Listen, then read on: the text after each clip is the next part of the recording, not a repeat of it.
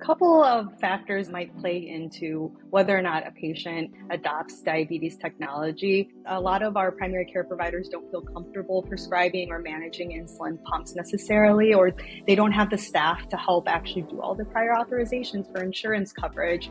And so having access to an endocrinologist. And we know that unfortunately in the US, there aren't that many adult or even pediatric endocrinologists. In the US, it's like one endocrinologist for 40,000 kids. It's a little crazy. For adults, it's 1 in 30,000. For folks who don't see a physician, and it's kind of up to the person living with the disease to keep up with all of these and then sort of try to enter into the healthcare system to gain access to some of these things. When I first decided to take on the pump, there were different barriers I faced. It was more so I had one pump option, and that was all that I knew.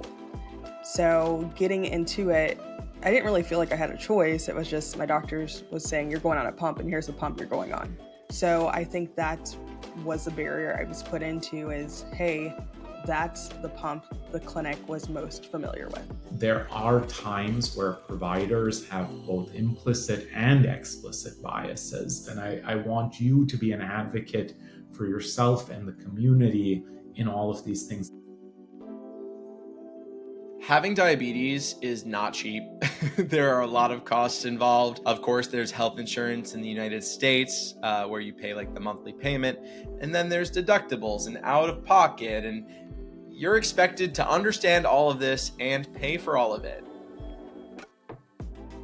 I wish we could just go to the hardware store and pick these up like we would anything else. But unfortunately, they're not sold over the counter without a prescription currently. So it's really important just right off the bat to go ahead. If you're at all have an inkling that you're interested, go ahead and contact your insurance provider. They should be able to give you a list of the diabetes technologies that they do cover, including not just the continuous glucose monitors, but also the insulin pumps. I've had a lot of experience of working with insurance companies about acquiring different technologies throughout the years. My mom, I'm very lucky. She included me a lot as I got older. She included me a lot in the process of how to do this, who to call, what to say, so that way when I went to college, it became my responsibility. When you're planning to make a change in your diabetes tech, just like any other change you have in your life, you have to look at your financial planning for it. With the co-pays, your out-of-pocket cost, and your deductibles if you have them. My advice for people is to really think long-term with your health insurance and consider what prices of your technology and medication, what those will be throughout the year, and see you may actually save a lot more money by putting more money forward initially. There are some charitable funds that can actually offer to help cover for some of the payments for the diabetes technology. So you may qualify for that. Advocate for yourself. Talk to your healthcare provider to see what other options are there for you to get these devices. Do all of that research on your own and then go to your provider really educated about what's out there.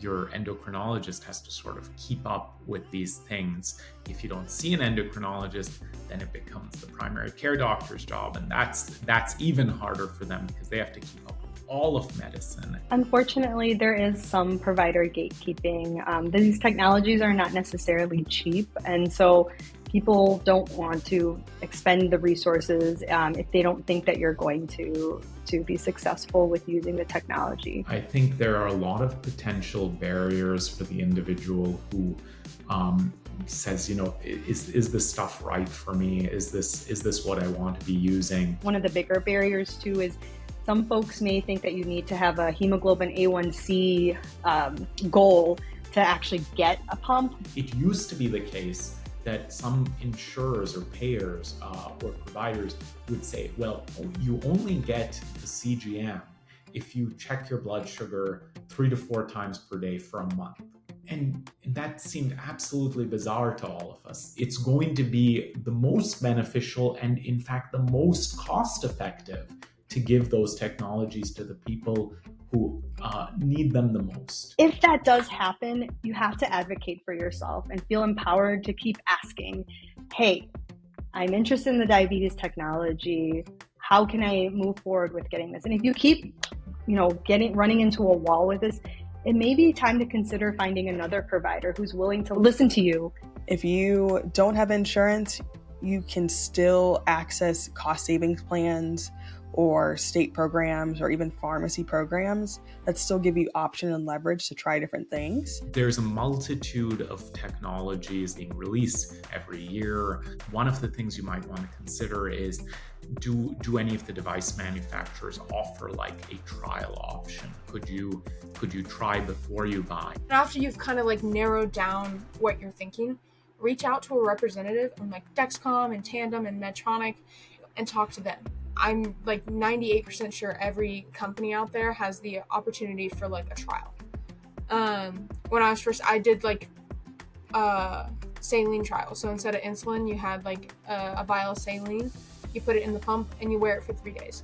And you can test out the user interface. You can test out the inserter, inset device, see how that feels. After starting my insulin pump and not really being presented options, I have taken and made it part of my personal journey to advocate for myself, to really understand what tech is out there and to try everything. Because without me trying, I won't know what's best for me and my diabetes management. I'm the one living with the tech. I'm the one dealing with the nuances of it.